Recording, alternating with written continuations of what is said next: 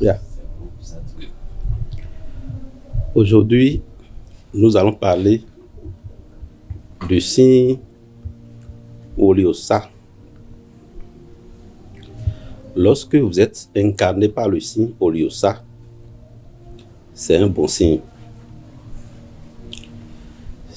Celui qui est incarné par ce signe doit savoir que sa maman fait partie de sa priorité.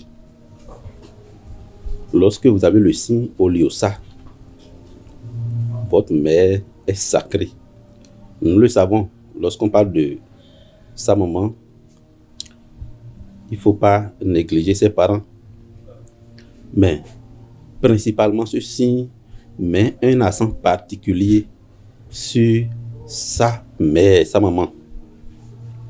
Parce que dans le signe là, c'est la mère du cultivateur qui a sauvé son fils, Oliosa.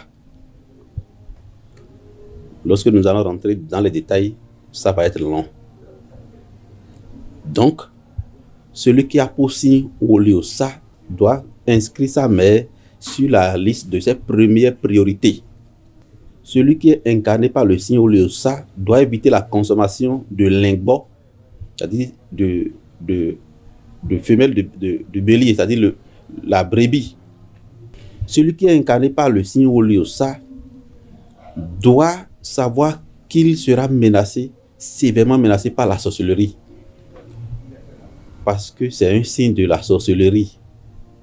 Les sorciers dérangent trop le signe Oliosa.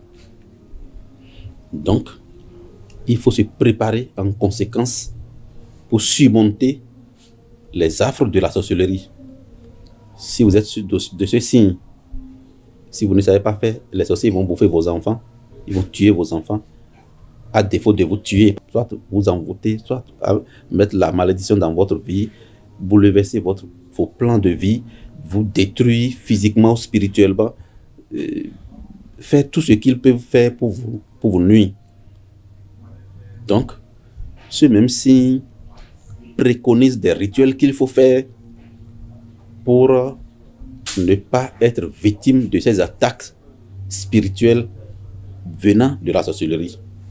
Donc, le signe Oliosa, c'est un bon signe. Mais il y a des rituels. Parce que le signe d'ici, ce n'est pas à cause de ta mère, on t'aurait tué, te déchirer, décapoter et partager ta viande dans les plats. Et lorsque ce malheur est proche, c'est la mère de ce cultivateur qui a fait un mauvais rêve et qui allait consulter le Fa. Et on lui a dit que de vite courir pour faire tel sacrifice, sinon la viande de son enfant sera partagée et bouffée par plusieurs sorciers. Lorsque sa maman s'est levée et allait faire les rituels recommandés, alors là, son fils a été détaché et libéré. Et celui qui est sous ce signe ne doit jamais consommer la viande de la tortue. Il ne doit jamais manger la viande de la tortue.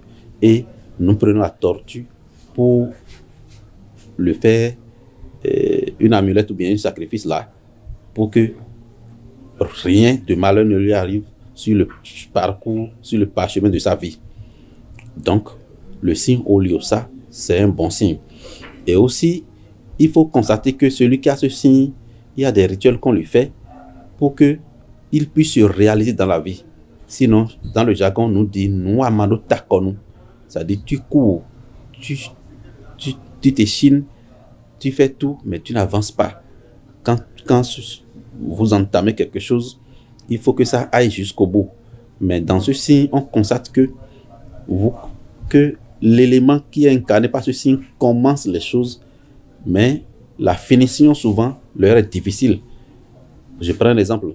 Vous êtes du signe Oliosa, et lorsque vous entamez une construction, si on ne vous fait pas le rituel qui s'impose, vous commencez, vous faites la fondation, vous construisez jusqu'à un niveau donné, mais d'aller faire les finitions et intégrer, ça devient éléphant blanc. Et celui qui est sous ce signe, s'il ne sait pas faire, Ce sont les zèbres et les broussailles qui finissent par gouverner, par coloniser cette maison-là. Et ça devient, ça se classe à l'oubliette. Donc, c'est pour attirer votre attention sur le fait que si vous êtes incarné par ce signe au lieu ça, et que les rituels ne sont pas faits dans bien des situations, vous entamez les choses, mais ça ne va pas souvent jusqu'au bout. Et vous allez éviter de consommer la viande du crabe. Tout ce qui est crabe, celui qui est ce signe ne va pas manger. C'est-à-dire tout animal qui n'a pas de tête. C'est pour ne pas aller en détail. Tout animal qui n'a pas de tête. Je ne parle pas des animaux qui sont tués. Parce que quand on tue un animal, pour le préparer, il faut couper la tête et couper les membres. Je ne parle pas de ça. Mais l'animal qui est né et qui vit sans tête. Je prends l'exemple du crabe. Donc, vous n'allez pas manger ça. Celui qui est sous ceci ne doit jamais regarder dans les tombeaux. Lorsqu'on creuse les tombes, eux, quand ils accompagnent un corps, ils doivent rester loin. Celui qui est sous ceci ne doit pas regarder dans les trous. Tout ce qui est trous, des puits, les fosses septiques et autres là, ils ne vont pas regarder au fond de ces trous là. Voyez. Donc, nous n'allons pas trop aller en détail.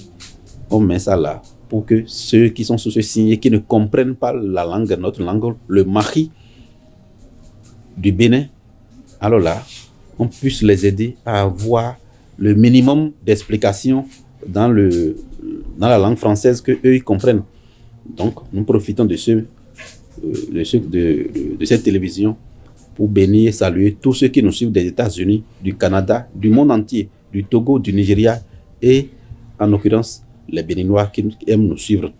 Je suis Da Afimadou, président du groupe Savoir endogène du Bénin, dignitaire du culte vaudou. Soyez bénis.